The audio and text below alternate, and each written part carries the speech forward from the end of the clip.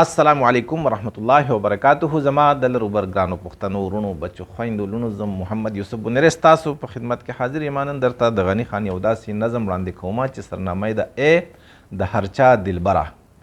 د دې نظم د تشریح فرمایش ماته د پښتنې سیمې یو درنې پیغلې چې نوم یې د ایمان حسین کائنات ښکلې شاعره ده، ډرامې هم لیکي پی ټي وي له هغې کړی خو دا کتاب زما سره نه و.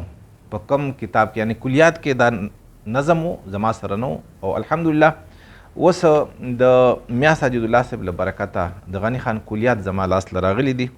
نو ډیره موده پس د ایمان حسین کائنات فرمایش تاسو ته پوره کومه.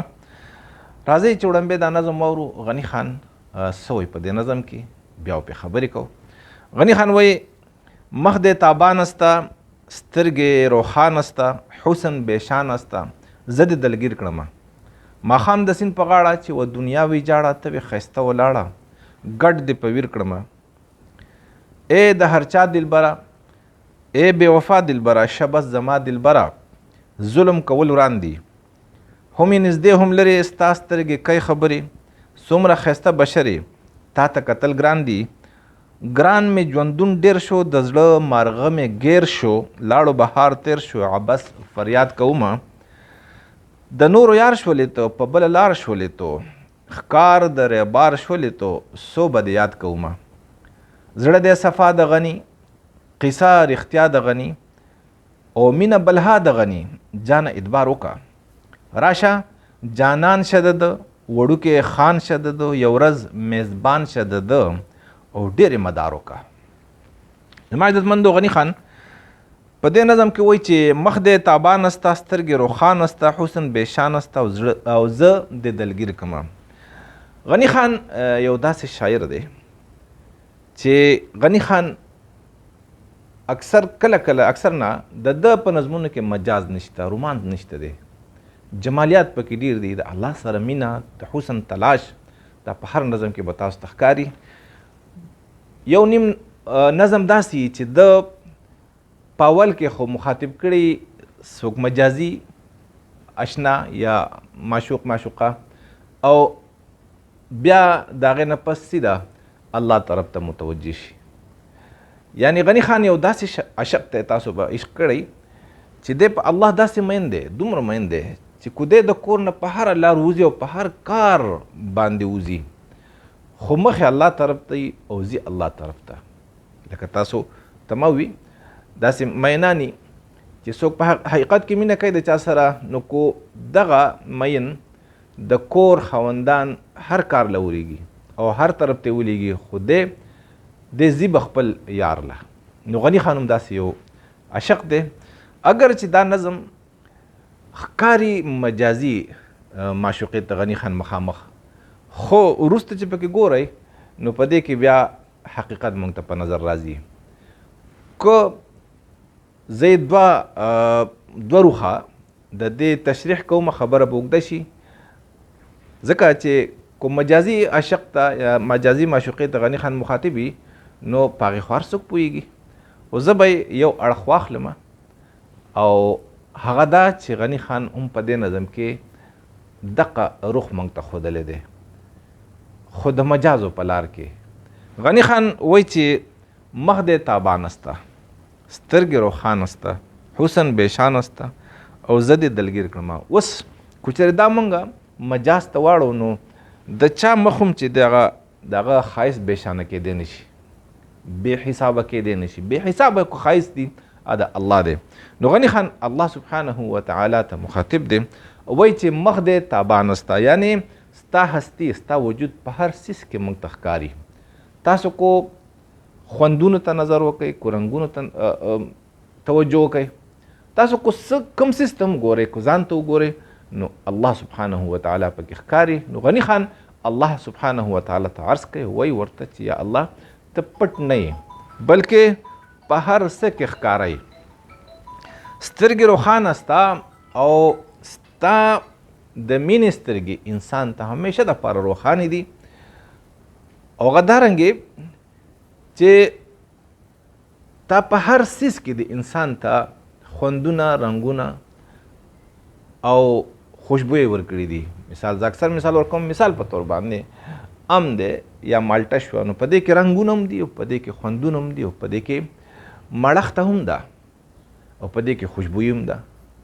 ګل کې صرف خوشبویي او رنګ یې پکې په هغې څوک مړېدی نه شي. خو تاسو مالټو ته وګورئ، تاسو هرې میوې ته وګورئ، نو الله سبحانه وتعالی په دې کې دغه 4 واړه خاصیتونه اچولي او دا د الله سبحانه وتعالی د مینې هغه ثبوت دی د انسان سره. نو ځکه غني خان ورته و چې سترګې روښانه ستا، ستا هستي موږ ته ښکاري، ستا مینه یعنې ته چې په کومو د مینې په کومو سترګو باندې ما ته ګورې هغه ما ته ښکارېږي، هغه هر انسان ته ښکاره دي. حسن بېشانه ستا او حسن چې دی یا الله ښایسته ښایست چې دی هغه ستا بې حسابه دی. مخلوق کو ډېر هم ښایسته شي خو د ده د ښایست یو حد دی. ولی مثال په طور یوسف علیه السلام ډېر ښایسته، نو څومره ښایسته خامخا به د هغې یو حد وي. موږ ووایو اسمان لوی دی، نو اسمان څومره لوی دی؟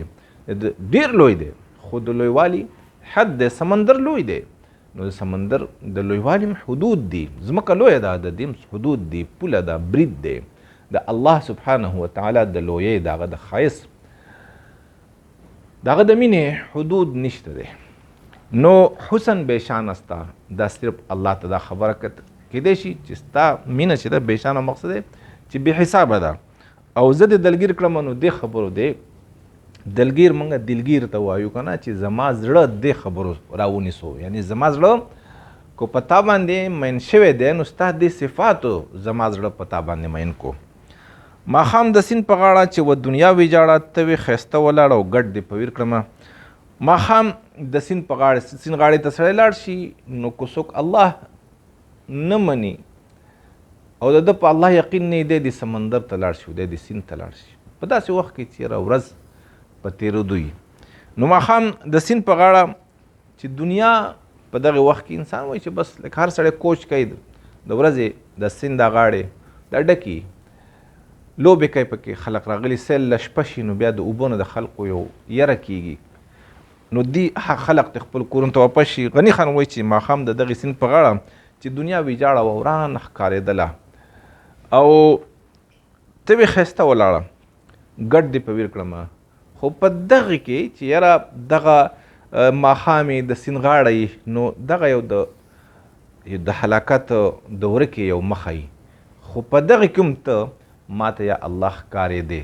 اوس دلته کې دا صیغه استعمال شوې ده د مؤنث. نو رحمان بابا هم کله کله الله ته او د الله رسول صلی الله علیه وسلم د مخاطب شي، نو د قافیې د سمول لپاره کله معشوق ورته ووایم او کله ورته معشوقه ووایي، کله دلربا ووایي، کله ورته جانان ووایي. نو دا د غني خان دغه اسلوب دی چې ته وې ښایسته ولاړه، نو ته په دغه وخت کې هم ښایسته یې، ستا ښایست په دغه وخت کې هم ښکارېږي، په کوم وخت کې چې هېڅ هم نه ښکارېږي. او ګډ دې په ویر کړمه، نو زه ستا د مینې داسې په تا باندې مین کړم او ستا د قدرتونو، ستا د صفتونو، ستا د ښایست د حسن چې زه دې په ژړا کړم، یعنی ځان ته دومره لیواله کړم. ای د هر چا دلبره، ای بې وفا دلبره، شبه زما دلبره، ظلم کول وړاندې. غني خان وایي الله ته چې ای د هر چا دلبره. تاسو کو ګورئ مجازي معشوق دا کې مین چې دی د رقیب نشي برداشت کولی، او چې کله رقیب پیدا شو او معشوق او معشوقه دا د بل سره ملګري شي، نو د دې خپل مین بیا زړه ډک شي او دی بیا انتقامي شي، د ده سره بیا مینه نه کېږي. خو دلته کې غني خان مین دی او په داسې ذات باندې مین دی چې هغه د هر چا دلبر دی، خو بیا ورته هم وایي چې بس زما شه. نو دغه څوک دی؟ دغه یو الله دی.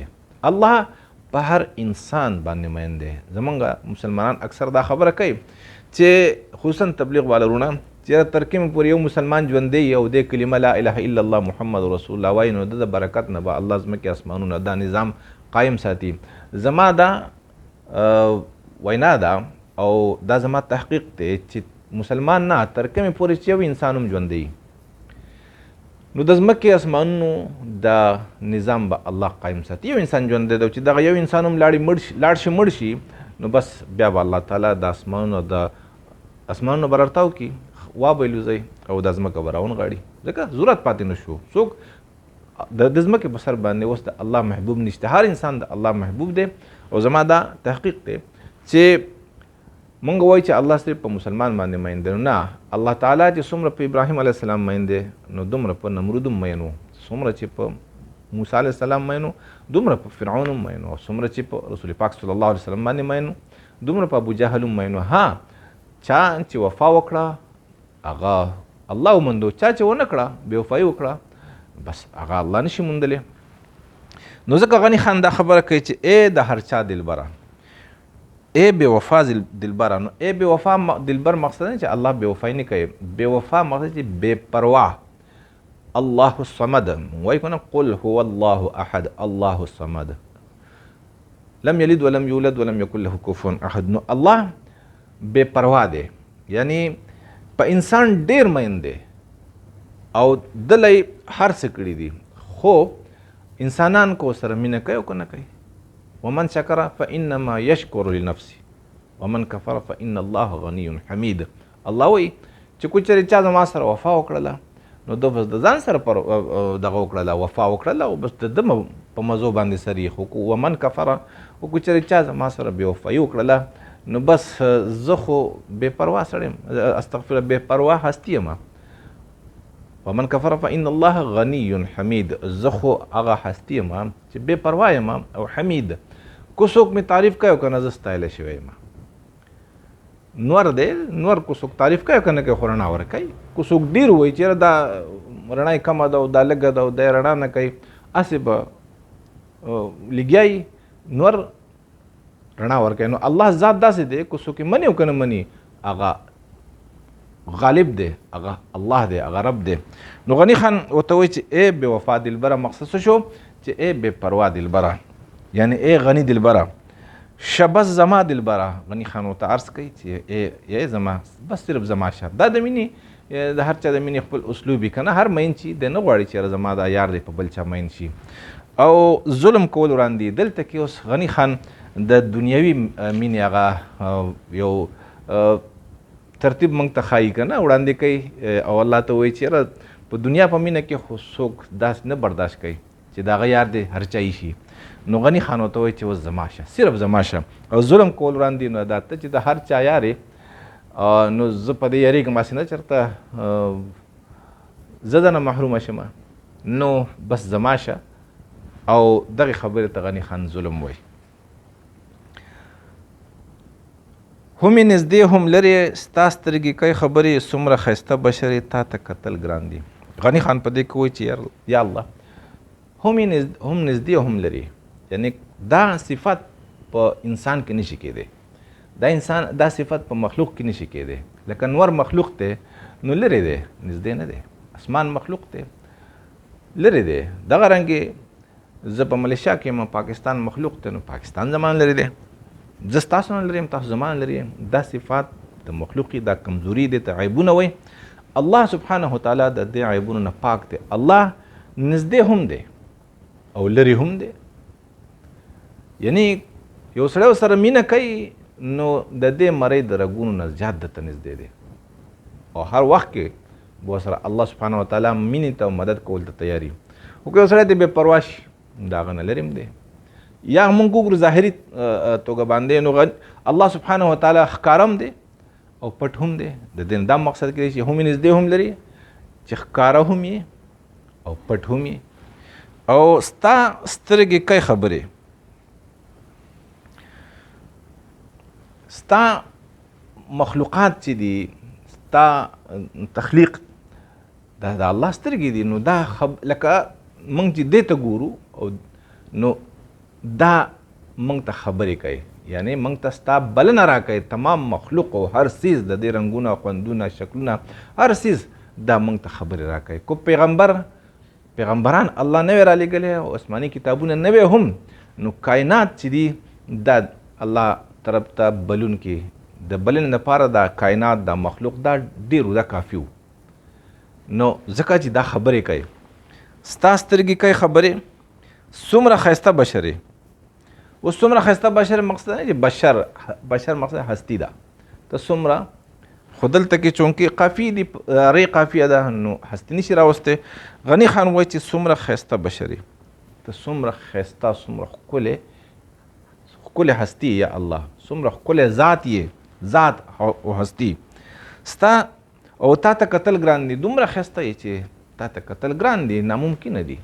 لا تدرکه الابصار، داسې سترګې نشته چې د الله د لیدلو ادراک وکړي، بیخي الله وویني چې یاره الله څومره دی، ها حدود معلوم کړي، قیود معلوم کړي، داسې نشته دی.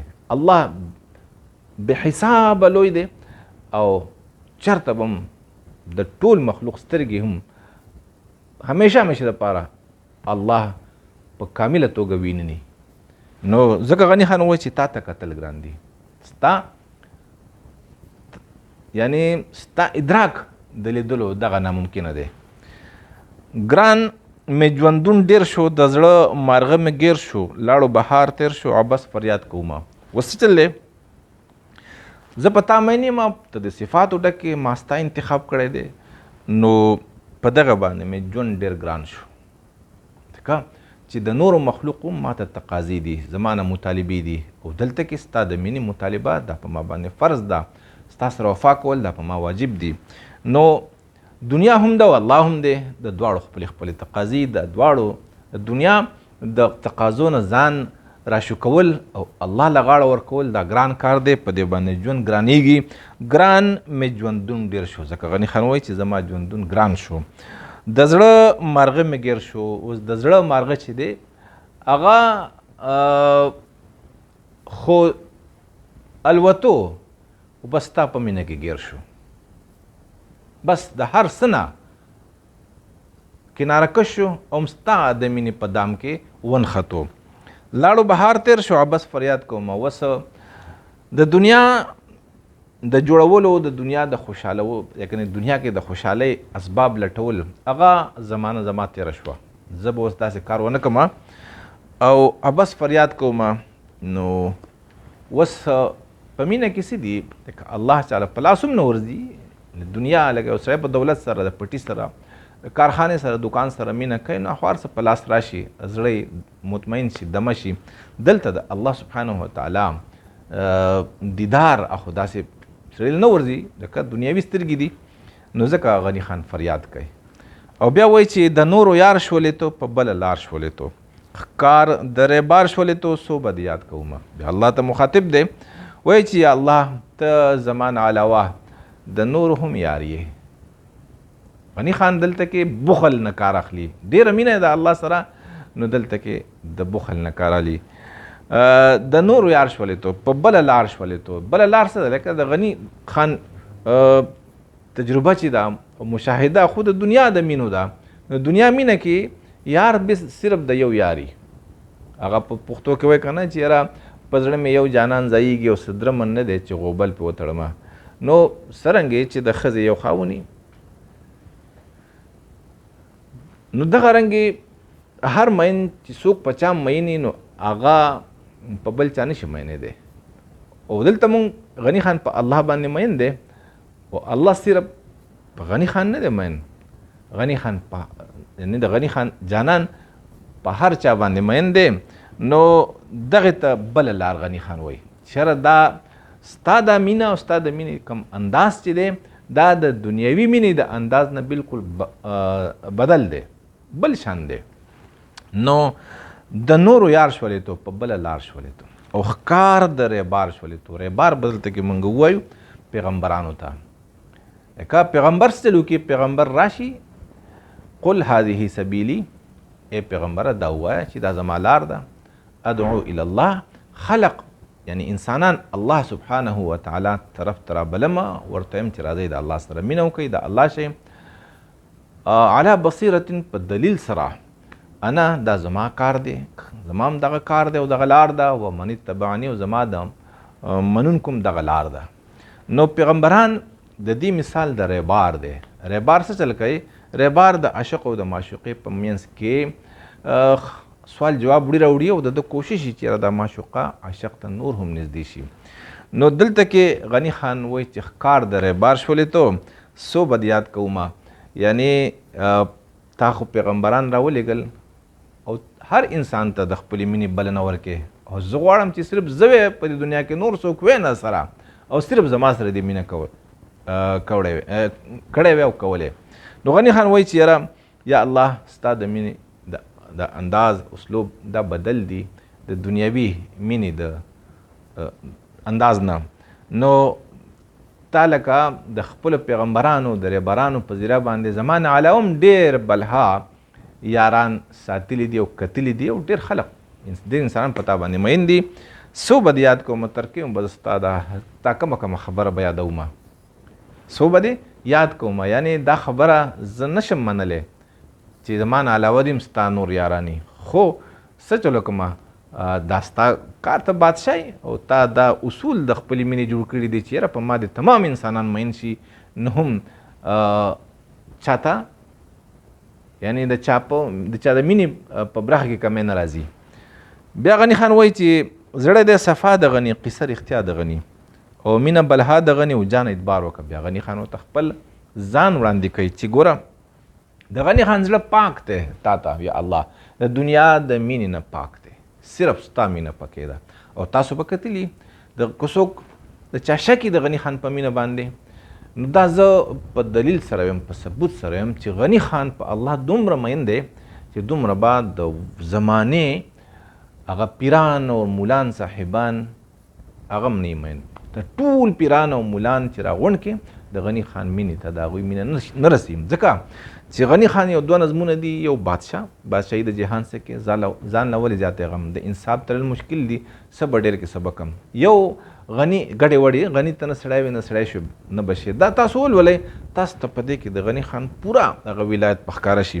نو غني خان دا دعوه کوي چې زړه دی صفا د غني، زما یا الله زما زړه ستا د ماسوا د مینې نه بالکل پاک دی، صرف ستا مینه پکې ده او قصه رښتیا د غني. دا زه چې څه یم چې زه په تا مین یم، نو دا رښتیا دی، په دې کې ګپ نشته، دروغ نشته دی.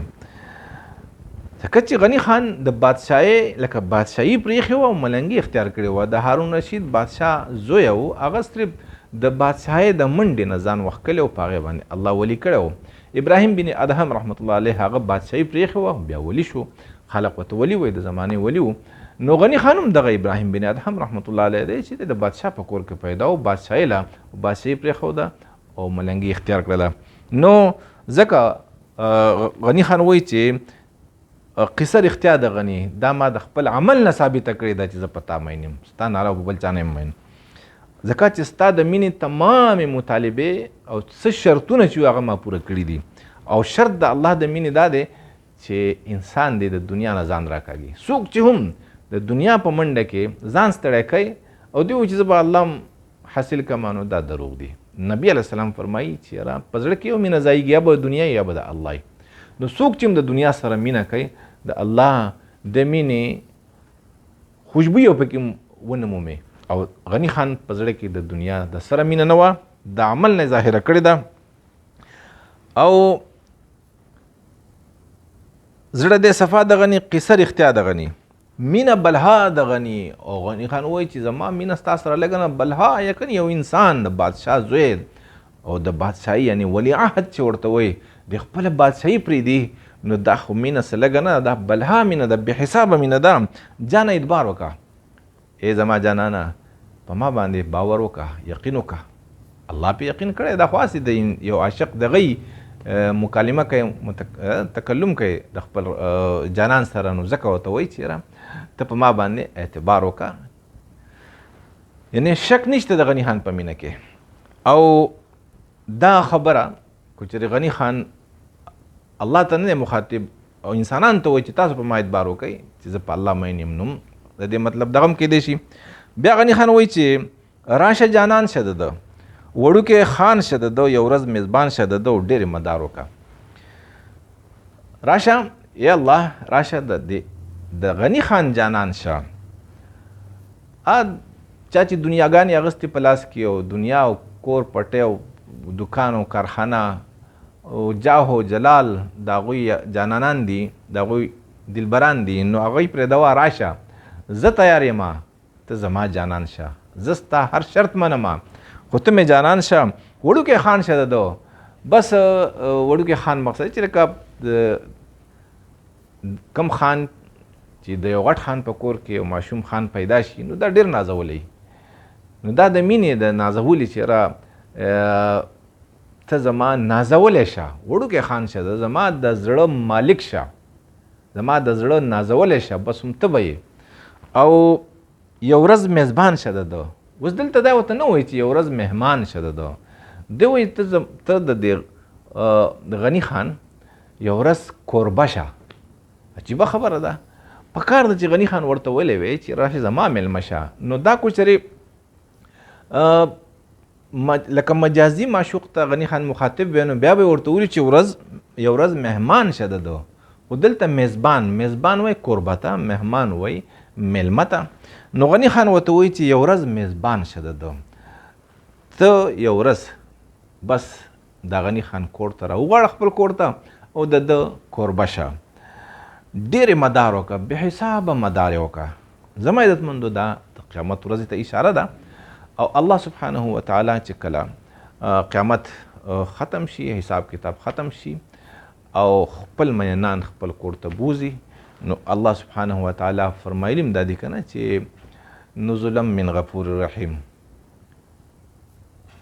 الله فرمایي چې دا کم خلق چې زما جنت ته راشي زما معیت له راشي نو دی به د دې کورونه به خپل نه وي دا زما کور دی او دی به همیشه دپاره زما میلمانه وي او کوربه به یې څوک الله وایي زه به یې کوربه یم نو دقې د جنت هغې همیشه هغې مدامي ژوند ته غني خان اشاره کوي چې الله دقه ورځ مې نصیب کړه د څه دپاره چې یاره ته مدار کې او بس ستا په دیدار باندې غني خان سترګې یخی زما عزتمندو دا د غني خان کلام و که چېرې ستاسو خوښ شوي نورو ته یې ورسوئ